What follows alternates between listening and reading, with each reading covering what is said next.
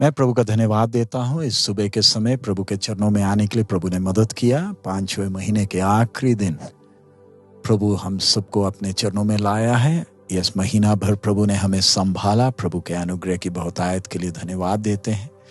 आइए आज के मनन के लिए मत्ती रचित सुसमाचार 21वां अध्याय उसका 28 से 31 हम पढ़ेंगे। तुम क्या सोचते हो? किसी मनुष्य के 2 पुत्र थे। उसने पहले के पास जाकर कहा, हे पुत्र, आज दाख की बारी में काम कर। उसने उत्तर दिया, मैं नहीं जाऊंगा, परंतु बाद में पछता कर गया। फिर पिता ने दूसरे के पास जाकर ऐसे ही कहा। उसने उत्तर दिया, जी हां, जाता हूं, परंतु नहीं गया। इन दोनों में से किसने पिता की इच्छा पूरी की? उन्होंने कहा, पहले ने। यीशु ने उनसे कहा, मैं तुमसे सच कहता हूं कि महसूल लेने वाले और वेश्याएं तुमसे पहले परमेश्वर के राज्य में प्रवेश करते हैं। आज जो हम दृष्टांत हम देख रहे हैं उसमें प्रभु यीशु मसीह परिवारों में आम दिखने वाली एक बात का उदाहरण लेकर अपने चेलों को स्वर्गीय पिता के साथ के संबंध के उन सिद्धांतों का गंभीरता समझा रहे हैं। हम देखते हैं इस संसार में बहुत सारे संबंध हैं, लेकिन बाप और बेटे का संबंध बिल्कुल अलग है। प्यार और आदर की खूबी उसमें दिखती है। पाप के कारण बेशक इन संबंधों में दरार आ गई तो भी हम देख सकते हैं आज के दिन भी एक परमेश्वर का संतान परमेश्वर के साथ के उस संबंध में वो मधुरता को अनुभव कर सकता है। इस दृष्टांत में हम देखते हैं कि पिता अपने बेटों का अभी तक देखभाल करता था, लेकिन अब उनसे दाख की बारी में काम करने को कह रहा है। आज्ञा नहीं दे रहा, चाहिए तो दे सकता है, लेकिन वो नहीं कर रहा। अभी तक बच्चे अपने बेटे बाप के ऊपर आश्रित थे हर बात के लिए, लेकिन अब बाप चाहता है कि बच्चे अपनी जिम्मेवारी को समझें और दाख की बारी में काम करें, क्योंकि दाख की बारी उनका भी है। और बाप चाहता है कि वो मेहनत क्या होता है उसको समझें, ताकि वो उनके भविष्य में काम आएगा।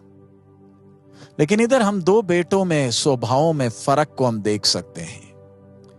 पहला वाला बड़ा ढीठ लगता तो है स्वभाव में, लेकिन अपने कपटी भाई से बेहतर निकला। उसने अपनी भावनाओं को छुपाई नहीं जो उसके दिल में थी। जब उसके बाप ने उससे कहा था काम करने को। इसी तरह आज बहुत से लोगों को हम पृथ्वी में देख सकते हैं, वो स्वर्गीय पिता की आज्ञाओं को नहीं मानते हैं।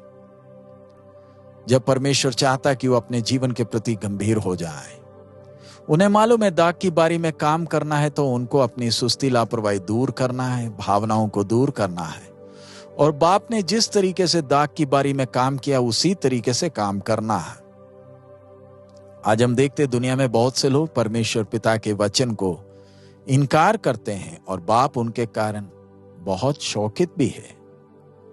लेकिन एक अच्छी बात इनके विषय में क्या है, वो पश्चाताप किए अपने बुरे स्वभाव से। बेशक उसने बाप की आज्ञा को आरंभ में ना माना, हम पढ़ते हैं कि बाद में वो पछताया, अपने आप को सुधारा और काम में चला भी गया। उसने जो बातें कही वो सही नहीं थी, लेकिन उसके काम बाद में अच्छे निकले। आज पापियों के साथ भी ऐसा ही है, जो हमारी नजरों में बड़े बुरे दिखते हैं, लेकिन जब सही पश्चाताप उनके जीवन में होता है, वो अपने आप को धर्मी नहीं ठहराते, लेकिन बाप की इच्छा को अपने कामों के द्वारा पूरी करते हैं। उन्हें मालूम है उन्होंने बाप को दुख पहुंचाया, इसलिए उस गलती का एहसास करते हुए प्यार के साथ बाप की आज्ञाओं को पूरा करते हैं। लेकिन उसी समय हम एक दूसरे झुंड को भी देखते हैं जो दूसरे बेटे की तरह है।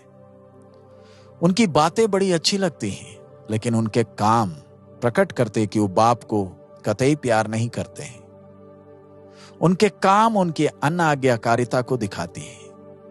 जब सच्चा सुसमाचार लोगों तक पहुंचता है, हम ये 2 प्रकार के लोगों की प्रतिक्रिया को देख सकते हैं। जो बड़े ढीठ लगते हैं, बाद में वो आज्ञाकारी होते हैं, अपने कामों के द्वारा वो प्रमाण देते हैं, लेकिन जो बड़े धार्मिक दिखते हैं वो अपने कामों के द्वारा बाप की इच्छा को ठुकराते हैं। आइए हम अपने आप को जांच कर देखें, हमारे काम क्या परमेश्वर के प्रति प्रेम और आज्ञाकारिता को दिखाती हैं? क्या वो न्याय के दिन हमारी अन आज्ञाकारिता के कारण हमें स्वर्ग त्याग देगा? आइए मीठी बातों से बढ़कर अपने कामों से हम प्रभु के प्रति आज्ञाकारिता को दिखाएं और प्रभु हमें मदद करे कि हम विश्वास योग्य ठहरें, ताकि स्वर्गीय पिता हमारे कारण प्रसन्न हो। आइए हम प्रार्थना करें। हमारे अनुग्रहकारी पिता, हम आपका धन्यवाद देते हैं प्रभु, आपके वचन के द्वारा आप हम एक एक से बात कर रहे हैं। संसार के हमारे संबंधों के द्वारा स्वर्ग की गहरी बातों को जब प्रकट करते हैं बाप, मीठी बातों से बढ़कर अपने कामों के द्वारा आपको प्रसन्न करने के लिए हमें मदद कर, ज्ञान और समझ दे, ताकि हम आपको प्यार कर सकें, अपने जिम्मेवारी को समझ सके, जीवन को गंभीरता से ले सके। सब महिमा आप ही को देते यीशु मसीह के मधुर नाम से मांगते हैं, आमीन। हमारे प्रभु का आगमन जब नजदीक है, आइए इन दिनों में सच्चे मन से प्रभु को प्यार करते हुए प्रभु की आज्ञाओं के अनुसार अपने जीवन को बिताएं। प्रभु हम सबको आशीष दे। हमारा प्रभु अति शीघ्र आ रहा, मारा ना था।